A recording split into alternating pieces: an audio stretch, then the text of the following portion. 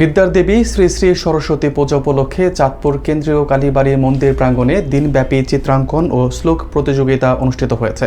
শুক্রবার ১৬ জানুয়ারি ধর্মীয় ভাবগাম্ভীর্য ও আনন্দঘন পরিবেশে মন্দির কমিটির পক্ষ থেকে এই প্রতিযোগিতার আয়োজন করা হয়।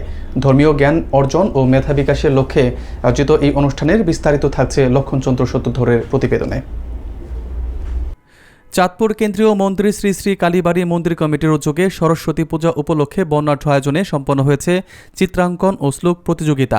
গত শুক্রবার ১৬ জানুয়ারি মঙ্গল প্রদীপ প্রজ্বলনের মাধ্যমে দিনব্যাপী এই অনুষ্ঠানের উদ্বোধন করেন মন্দির কমিটির সভাপতি নরেন্দ্র নারায়ণ চক্রবর্তী এবং ভারপ্রাপ্ত সাধারণ সম্পাদক গোপালচন্দ্র সাহা সহ অন্যান্য নেতৃবৃন্দ।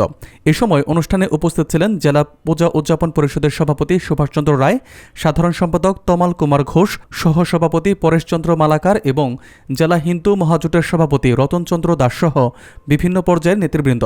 চিত্রাঙ্কন ও শ্লোক প্রতিযোগিতার আহ্বায়ক শ্যামলচন্দ্র দাস এবং সদস্য সচিব কানাইচন্দ্র দের তত্ত্বাবধানে বিচারক হিসেবে দায়িত্ব পালন করেন উত্তম গোস্বামী, অভিজিৎ চ্যাটার্জি ও মৃত্যুঞ্জয় চক্রবর্তী সহ বিশিষ্ট ব্যক্তিবর্গ। আয়োজকরা জানান, ক, খ, গ ও ঘ এই 4টি বিভাগে অনুষ্ঠিত প্রতিযোগিতায় প্রায় 80 জন শিক্ষার্থী অংশগ্রহণ করেন। শিক্ষার্থীদের মাঝে বিদ্যাদেবী শ্রী শ্রী সরস্বতী সম্পর্কে জ্ঞান ছড়িয়ে দেওয়া এবং তাদের সৃজনশীলতা বৃদ্ধির লক্ষ্যেই এই প্রতিযোগিতার আয়োজন করা হয়েছে বলে জানান সংশ্লিষ্টরা।